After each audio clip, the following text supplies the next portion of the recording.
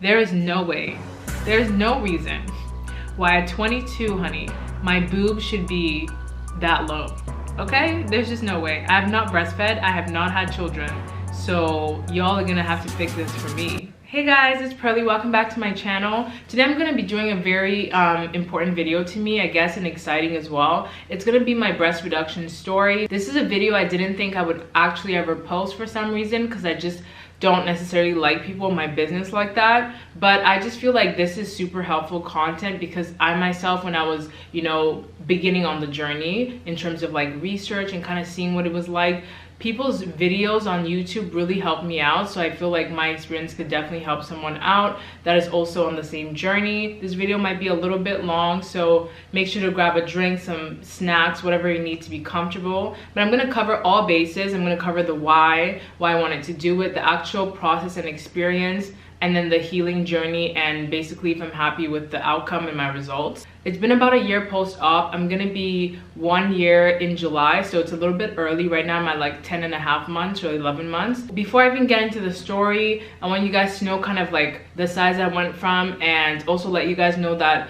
any products that are relevant to like the healing or like my post-op bra, I'm gonna include it in the description down below. In terms of the sizing, I was honestly very confused about my size before I got my surgery. I could fit in triple Ds, but it would be specific type of bras, very like t-shirt simple bras. Triple Ds I could fit in, but I feel like I was more like an F or like a G, because it had fluctuated a lot based on like, you know, weight fluctuations as well. So I know that I have some bras that like were an F at a point. I have a bra that was a G at a point, and I had a bra that was an H at a point. Definitely confusing, but that's like the size I was. But I'll definitely include some pictures so you guys can visualize it in case the sizing is a little bit wrong. But right now I fit in like a double D, so I think that's my size right now.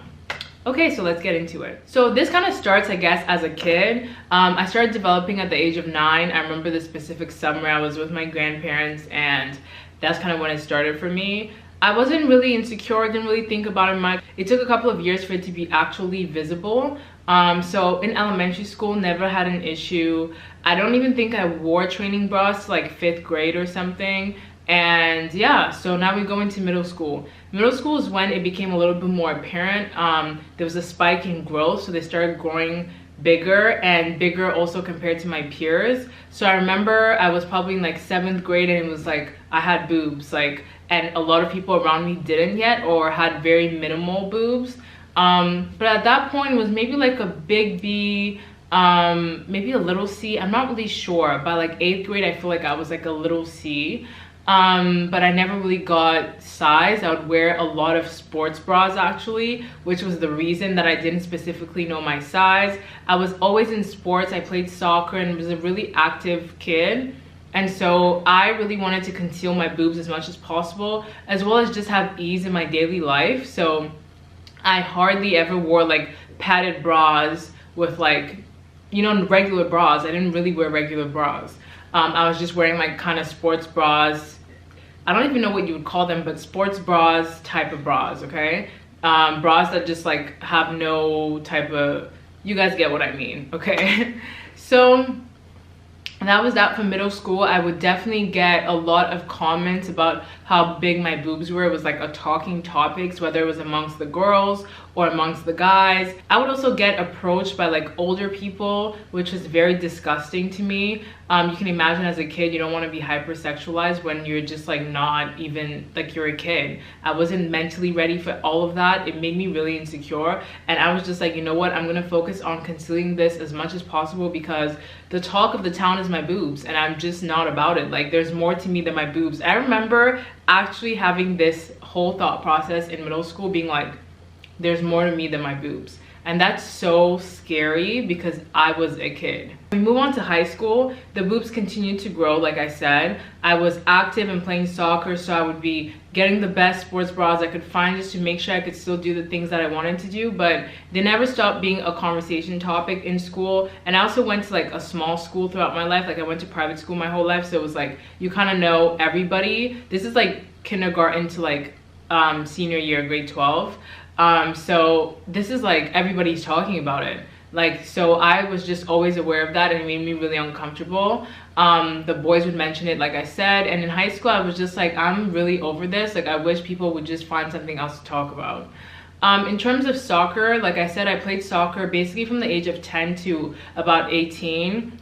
In the end of high school was when it became more of a problem, because I feel like I progressively got bigger, and then I gained a little bit of weight as well. So I feel like they got bigger too. So I was playing soccer at that time. Now I got to the point where I was doubling my sports bras. There was no way to do physical activity without doing 2 sports bras at a time. So I was doubling sports bras. It was definitely like affecting my performance. Not necessarily, I was still like a good player, but it was like sometimes it is difficult to run at the speed of light when your boobs are that heavy and you're wearing 2 sports bras, just trying the hardest you can. Like, I just always felt like, wow, the girls with the B cups and the A cups, like, I just felt like if I had that, I could run so much faster.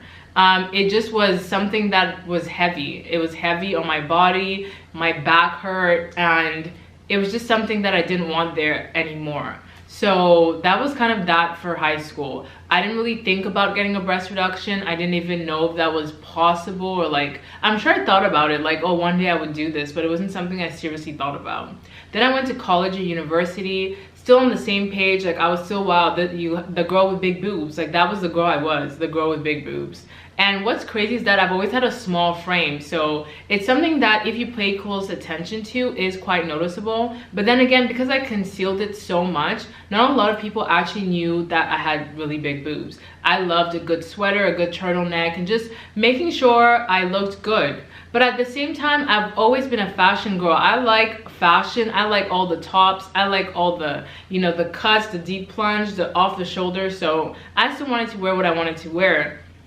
And of course, there were certain things I just couldn't wear because it just wouldn't work. But I definitely tried to make myself as able to rock what I wanted to, especially in like college and actually at all times. Even in high school, like, I always continued to wear what I wanted to wear, but as long as I felt comfortable within it. So all the looks that I wanted to wear, I found a way to make it work if I could.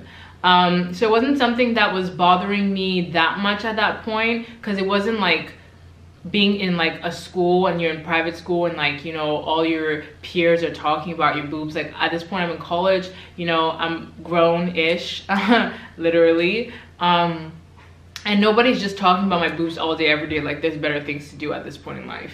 So I was okay in my skin, but I still felt like, damn, like, this is something I would change if I could, but I never really thought about it much. It was kind of something I accepted. I wasn't like deeply insecure about it anymore. I wasn't like, I didn't hate my body. I was just like, I have big boobs, and I don't know if I want big boobs for the rest of my life. That was more my thought process. I didn't hate my body. I didn't hate myself. I just was like, these boobs are big, and I don't know if it looks good on me. And not only does it not look good on me, in my opinion, I feel like it doesn't feel good on me. Like, I don't feel good in it. Like, it's just not what I want. So that was okay. I was like, you know what, let's just continue with life. Now, when did I actually decide that I wanted to get it done? It was around the last year of college, university, whatever. So the last year of college, I was like, you know what, this is something I feel like I would do. At that point, I had lost a lot of weight, so my boobs had fluctuated a lot in the 3 years prior to that. There were times where I had gained weight and then lost. Like, after my freshman year, I had gained weight. I didn't even talk about the fact that at that point in high school, no, not at that point in high school, towards the end of high school and throughout college, I was getting my bras from like a special bra store. I wasn't buying them at Victoria's Secret and La Senza and those kind of stores, because I could fit into a triple D, like I said, but they weren't always the most comfortable. So I would go to like a special bra store that had many different sizes. And honey, the sizes matched the price tags, because I was paying $150 to $200, $250 even, for bras. You can imagine, it's not only a physical cost, it is a economic and financial cost. So that was a whole other situation in itself. So last year of college, I lose weight. You can imagine when I'm losing weight and my boobs are like, you know, getting a bit smaller, I'm still going to that store and getting a bra that's like $200, or getting a couple. And you know, that is money. that I'm doing for what? For these girls? Like, I love these girls, but at the same time, I don't need to spend that much money on them. Like, the other girls are buying $40, $30 bras, and I'm here buying $200 bras. For what? For who? For why? Don't understand. So that's what happened. I lost a bit of weight. My bras sizes changed again. I was just like, I'm so tired of this. Let me get this diploma real quick, and I'm gonna get the situation sorted.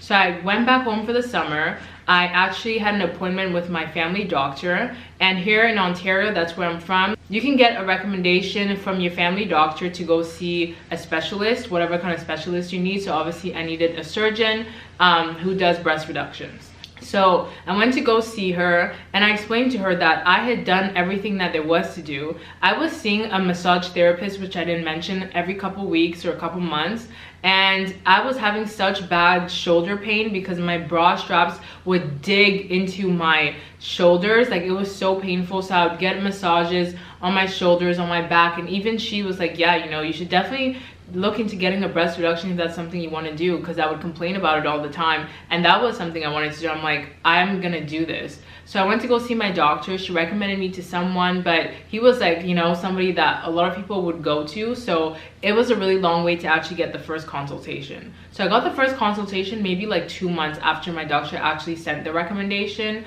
and I knew that some of it would be covered by the insurance because that's how it works in Ontario. I kind of knew that some of it would be covered by insurance because I qualified under OHIP, I believe. I was sure that I would qualify. There were a lot of things, like you could tell that it was actually too much of a weight for my body. It was affecting my back, my shoulders, so many things. In each province, it's a bit different. So definitely get informed of, you know, the details in each province or in each country. I know in the US is a bit different as well. I don't really know the regulations in Europe and stuff, but I've heard like people in the UK are insured also for that, and it does get covered by insurance. So for me, I was like, okay, some of it will get covered.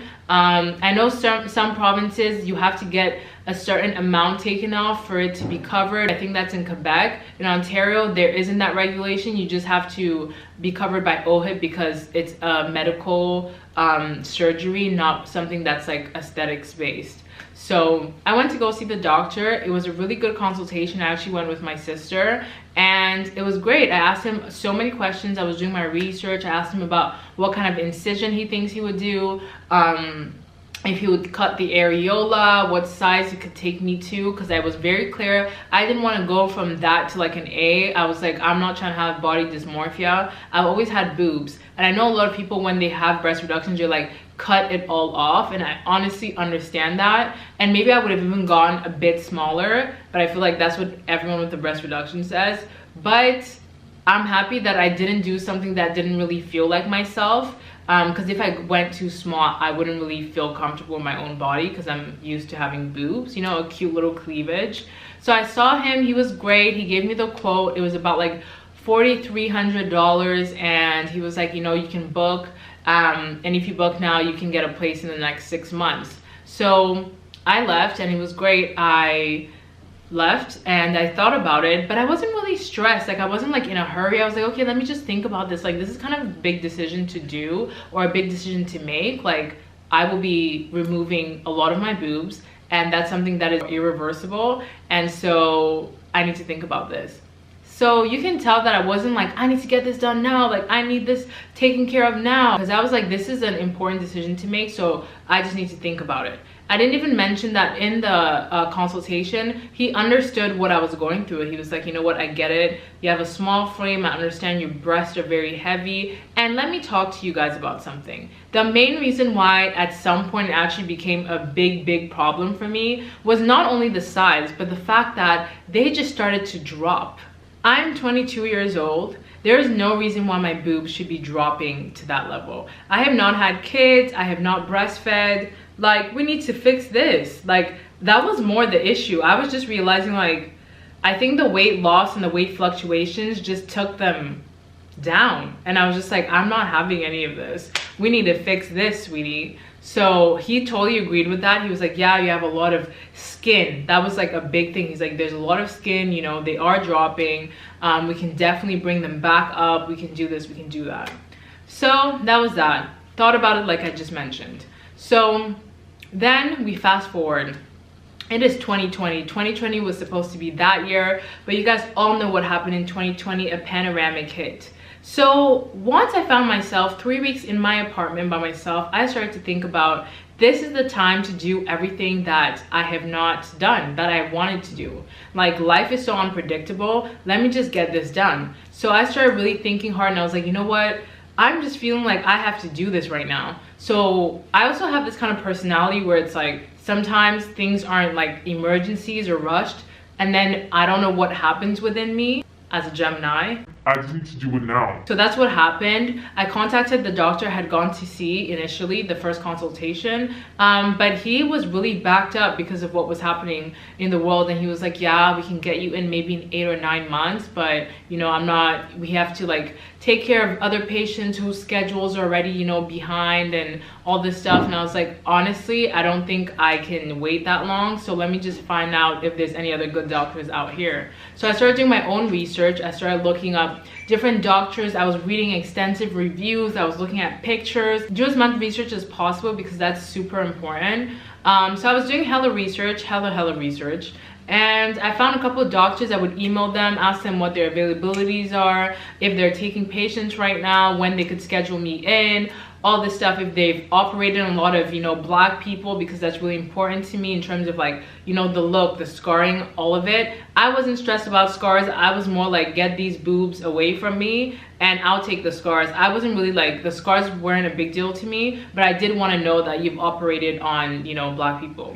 So all of the above. So I found a couple of doctors, but there was one doctor in particular who had really good reviews, and he was taking patients, like, as in he could schedule me in 7 weeks or 6 weeks from my initial consultation with him. So I was like, you know what, I need to get this done now, so let's see what he's saying. So I scheduled an actual consultation with him virtually. We talked about everything, what I wanted in terms of size, what he could do for me, how he would operate. So he told me that he would give me a T incision. He could get me to the size I wanted. I think I had said like a C cup at the time, or like a small D. So he was like, yeah, you know, I can do that for you. He definitely looked at, you know, my boobs as well, and he was like, I totally understand, you know, there's a lot of excess skin, we can definitely bring it back up, all this stuff. So I was like, well, you know what, this guy, I think I'm gonna go with him. Plus it fits my timeline. I'm trying to get this done this summer, honey, this summer. So that's what happened. I booked with him eventually. It was not as fast as I wanted to, because I think I saw him in like, actually no, it was pretty fast, because I saw him initially in March and I got my surgery done in July. So honestly, not that many months in between. I had a second consultation with him before I actually went in for surgery. This was where we talked more in depth about what I'm really trying to achieve. We took some before pictures. He told me what he can do. He told me how he would cut, like I said. He doesn't cut out the areola. A lot of doctors cut out the areola, remove it, and then put it back. He cuts around it, but he doesn't remove the areola, which he thought would be more aesthetically pleasing. So we went with that. And yeah, he was like, you know what, that's all. We have to get some tests done, obviously, because of what I said, the panoramic. You had to get some tests done in order to be able to be in the facility. Got my test done. I was approved. I'm also anemic, so I had to be on an iron diet for like 30 days. Iron and vitamin C diet, basically, for 30 days prior to the surgery. And that's what I did, took iron and vitamin C every single day. Now the actual day of the procedure, because it's an outpatient procedure, if you don't know that, you go back home the same day. So I actually did my surgery in the morning and went home by late afternoon. And this was very peculiar because my parents couldn't come with me. So they actually dropped me off. I was wheeled off in a wheelchair into the facility. I was, you know, dressed in my little gown all by myself. The doctor came in, did the little markups, and, you know, they put an IV drip or whatever they do, you know, hooked me up with whatever I needed to get done. And then before I knew it, I was walking to the OR. I was lying on the bed. I was saying, you know, slow breaths, relax. They were putting the little gas mask on me. I was doing my prayers, honey, because, you know, I was praying. And then I went to sleep. And the next thing I know, I was waking up with bandages all over me. I have never been under general anesthesia before, so it was definitely a decision that was well thought out. It's not something that I would just do like that, because I just feel like surgery is not a game and it's not something to be played with. So went to sleep, and got back up. There was bandages all around me. I was like, this is so crazy. I woke back up, there was a nurse. She gave me juice cookies, and my parents called because it did take longer than they thought it would take. Even the doctor told me it did take a bit longer than he had planned because I had a lot of fibrous tissue in my breast. I do have like fibrous breast, you would call it. So it did take longer, and then my parents came and picked me up. Once I got home, I was feeling nauseous. That usually happens when you've been put to sleep and you wake back up. You can be really nauseous because of the medication. So I was nauseous, and I just went to sleep, took my meds. They give you painkillers and antibiotics as well. That's very important. So I was taking all my medication and just resting up. So at that point, it was really interesting. I actually have some clips I'm gonna include and some pictures of like me with the bandages, and as well as just some little vlogs I did like day 2, still in bed, you know, chilling. I was just like in shock. This boob is a lot more swollen than this one. Really on some implant vibes on here. Like, look at that. This bandage, oh, sorry, my computer's about to fall. This bandage, I don't even know how I wrapped this because it fell off and I had to re-wrap it. I took some pain medication maybe 30 minutes ago, maybe less, I don't really know, but I'm waiting for that to settle in because my sides are hurting a lot. Maybe I'm moving my arms too much, to be honest, but as you can see, I still have the marking here. I haven't showered. I don't think I can today, which is really gross because I am a big showerer. I know most people should be, like, I like to shower like twice a day, so like it's just a very therapeutic time for me, like taking showers.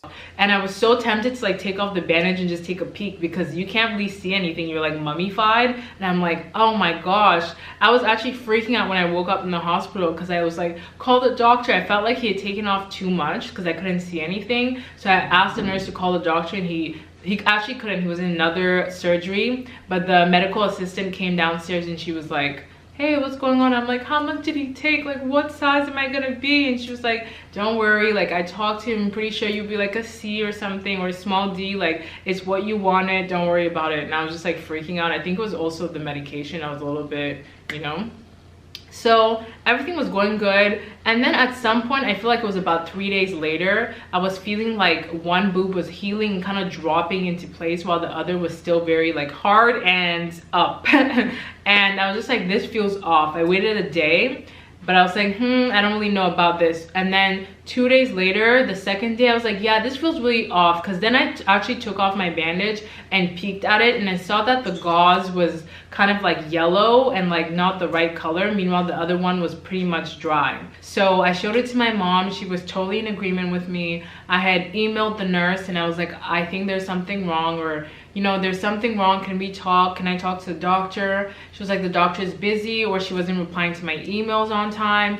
And my mom was just like, yeah, we need to get this sorted right away. So she called the office and she's like, yeah, like my daughter needs to come in right now. There's something wrong, so figure it out. You know how moms are very protective of their kids. And so nothing happened. We waited. She took a while to contact the doctor. And then once she contacted him, and of course I had sent pictures, he realized obviously there was a problem. So he called me back and they were like, you need to get here right now. Not the doctor, but the medical assistant called me and she's like, you need to get here right now. I hope you haven't eaten anything. Don't eat anything. Hop in your car right away and drive to the hospital right now. And me and my parents are just like, I thought we just went from, you know, we can figure this out during the week to we need to get to the hospital right now. We don't have to eat. We have to hop in the car right now. So it was like we were in the car driving really fast. She's texting me like, what's your ETA? I'm like, am I gonna die? Like, what's gonna happen? Not to like freak anybody out, but I was just like, I'm a little bit afraid. So we drive there. Obviously my mom is like super scared. My parents are very concerned. Keep in mind, as parents, like this is the second time now. Like 4 days ago you dropped me at the hospital to go under. 3 days later or 4 days later, I'm going under again. Like, what's happening? So my mom was like, they can't put you under, go in there, like whatever they need to do, tell them to do it locally. Like, I'm not doing any of this. So I went in, obviously they had to put me under. I couldn't do a local anything. And basically what he told me was that I had a hematoma. I'm just gonna read what a hematoma is so I can actually give the good definition for what a hematoma is. A hematoma is a bad bruise. It happens when an injury causes blood to collect and pool under the skin. The pooling blood gives the skin a spongy, rubbery, lumpy feel. So yeah, that's what it was. I had a hematoma, but I think it was a bit concerning because, let me look. Yeah, a hematoma is a leakage from a larger blood vessel, and more severe traumas can cause hematomas, which may be serious and require medical treatment. So that's what I had, and essentially had to be taken care of right away. So we did that. I went under again, and he was just like, don't worry, it's gonna be quick, you'll be fine. And I was scared. I remember telling him I was scared because it was just like really rushed. So I was in my hospital gown, I changed, I had to take off my jewelry, piercings, all that stuff, and get rolled into another OR. I was just like, wow, second time is a charm, like, because I don't know what's going on right now. But everybody was super friendly. Even the anesthesiologist in the second OR, the second time I had to go under, he was super kind and super sweet, super funny. They were all very chill, so it really calmed me down. So they were even listening to Drake when I was like rolling in. So it was like, okay, the environment seems cool, you know, I think I'm, you know, good. Either way, you know, I'm about to go to sleep with some Drake on, so life is a little bit okay. So that's what happened. And before I knew it, I was back up again and being rolled out in a wheelchair to my parents' car. So that's kind of what it was. I got rolled back to my parents' car, and after that the healing journey was smooth. I had my 2-week appointment after that, or like my 1 week, 2 week, 4 weeks, 8 weeks, 12 weeks, and 6 months, and I think I have a year coming up. Not really sure, but yes, I had all of those appointments and it was seeming to heal perfectly. We took some post-op photos as well, and we talked about treatment. I was using I was using one gel in particular, the one that my doctor uses. It's called the Sentinel. I will link it anyway and show a picture right here. That's the gel I was using. You're supposed to use it twice a day. Honestly, I have to be honest, I was not that religious about using it. I wasn't structured, so I wasn't using it twice a day because he was like, you have to use it twice a day early on, like as soon as you get the surgery. But honestly, I wasn't doing that, so definitely not a good thing. And I also started using some scar sheets not long ago, probably like 4 months ago. But in terms of like the actual, you know, taking care of it post-op, I honestly have not been the best, so that's just the truth. And I could have been a lot better. That is for sure. But the thing is, I think the problem is that I don't really care about the scars. Like I told you guys earlier, I didn't have an issue with scarring. Like I knew that would happen, especially if you have a lot of melanin and you're black. You're really prone to hypertrophic scars or even keloids. So I kind of knew, like, I feel like this is what's gonna happen to me. I scar really badly. This has always been a thing in childhood. My knees, scars from 10 are still there. I have a scar on my forehead that I got at the age of like 6. It's still there. So I was not shocked that I had some scarring and that it would most likely stay for a while. He did say that later on, if I want to, I can do like a laser treatment for scarring. So I might look into that at some point, but right now I'm okay. And yeah, what can I say? So like I told you guys, I'm pretty much a double D right now.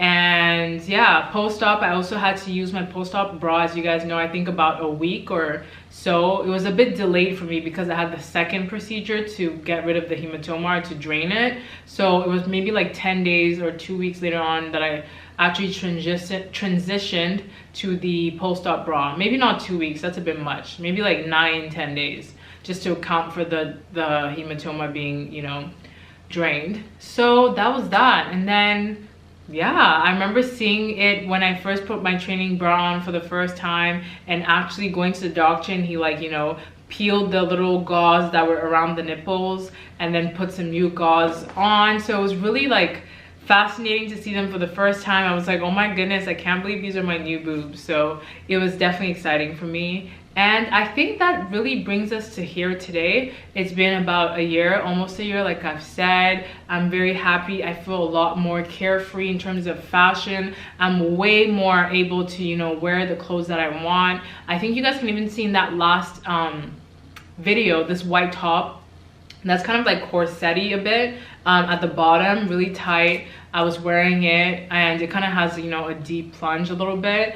You can also see it on my Instagram. And just so many tops and clothes that I just couldn't wear before, I'm now able to wear. If you look at my Instagram, there's a lot of, you know, different kind of tops that are giving, you know, a good moment for the cleavage. So those things were just not possible for me before because of the excess skin, the size, the drop, I mean, all of it made it difficult to not, especially to go braless. That's like a new phenomenon for me because now I can go braless in so many outfits, which I could never dream of doing before. So that's fantastic. And yeah, that's pretty much the story. I would say that if you're wanting to do this, definitely think about it because it's irreversible. But I definitely say it was a good thing for my life. Definitely one of the best things I've done in my 20s so far, honestly, because my quality of life is so much better. And I know a lot of people spew a lot of ignorance about this topic in terms of breast reductions, like especially men also are always like, why would you get a breast reduction? Or like, what are you talking about, sweetie? You don't have boobs, so you don't even get to be a part of this conversation. And secondly, it's something that actually physically affects you. Like, it's definitely something that affects your quality of life, whether that's in like actual pain in your body. Like I said, when I was having horrible back shoulder pain, like seeing massage therapists, paying money for that and doing different things, or economically, because I'm buying $250 bras and you're not sponsoring that. And fourthly, just in whatever you want to do. I want it to be fashion forward. That's just what I like. So I want to wear whatever I want to wear. And if his boobs are not going to help me do that, then I have the right to decide that this doesn't work for my life and the life type that I want and the type of life I want to live. Bathing suits were a whole other issue in itself. I can only buy bathing suits that airy because some shapes and some designs, like they're large, worked, but never like triangle bikinis. Like that was never gonna run. It was always like, I'll show you pictures like when I went to Mexico, or different pictures in the bikinis that I could actually wear. And yeah, that was it. I was very limited in my choices. Even like dresses, I remember prom, I had this beautiful dress, but so limited in terms of like how my boobs look in the dress. Today it looks so much better because it just fits my frame now. My boobs make sense for my body. I feel comfortable. I can work out with one bra on, okay? One bra, one sports bra, not two sports bras, not a bra and then a sports bra on top, okay? Especially for a person who wants an active lifestyle, it affects you. So I think people shouldn't minimize the effects that it has in people's lives. It's very real, and it's not something that you have to live with. If you have the choice to not live with it, that's your choice and your right to make that decision. So I would say that, because I know there's like weird comments from people who think like it's super aesthetic only, when it's like definitely a medical surgery. If it wasn't, insurance would not be covering it. And also men being like so daft about the topic. Like, yes, there are reasons that women can want smaller boobs, okay? So yeah, I would encourage you, definitely do your research, like I said, on what you want, the size you want, drill it into the doctor's head, make sure that you're very clear. I was very like, I would send pictures, I would be messaging the medical assistant / receptionist, this is what I'm on, I want it to be full, I want it to be like this, I don't want too much skin, I want it to be actually perky and full, and I want this size, and I don't want it to be a B, and I don't want it like this, and all that stuff. So they were very clear about what I wanted. And I didn't mention that my procedure kind of came with a lift as well, so it was a reduction with a lift. So that's exactly what it was. The quote finally was $4,600. That's what I ended up paying, and about half is covered by insurance in Ontario, so it was $10,000 in total, and then you only pay like $4,600. And yeah, I didn't get my areola removed, like I said, like removed. It was cut around but never removed. So I have still good sensation. You know, all my nerve endings weren't cut because that happens to a lot of people. Mine I can still feel, and yeah, I don't know about the breastfeeding. It can have an effect on breastfeeding. I've not breastfed. I don't have children. So that's something that I will see later on. But to me, it didn't make sense to make a decision based off kids that I will have 10 years from now. Like, okay, why would I wait 10 years at the age of 22 to have kids? Not even 10 years, let's say it was even 7 years later. Like, why am I making that decision for kids in 7 years? So that's what I did. And yeah, we'll deal with whatever that comes with when I actually have children. I'm sure that either way, I will be blessed because God is, you know, my protector, and my kids will have whatever they need to have to be healthy. And that's just that on that. And yeah, I think that's about it. I've covered all the bases. All the projects that I used or that are relevant are in the description below. Most were bought online, so I'll have the links. And if you have any further questions, please make sure to put the questions in the comment section. If there are other people who have gone through this and you want to reply to some comments, be, you know, my guest. I'll also try my best to reply to as many comments as possible. And yeah, just let me know what I can help with, because this was super helpful for me. Obviously, pictures included. I might add some pictures after I'm done talking to just show you the before and afters from like before. I have some clips of like try on hauls in the past on my channel, and then possibly some pictures in those same outfits that are on my Instagram. Anyway, you guys will get some pictures if I haven't included them already in the video. And yeah, I hope you guys enjoyed this video. I hope it was informative. I hope it wasn't too long, but I really wanted to talk about the whole thing. I hope I covered all bases, but if I missed anything, I'm definitely happy to do a part 2 or like an actual try on haul if you guys actually want to see that. So let me know for sure in the comments, and I'll talk to you guys next time. Bye.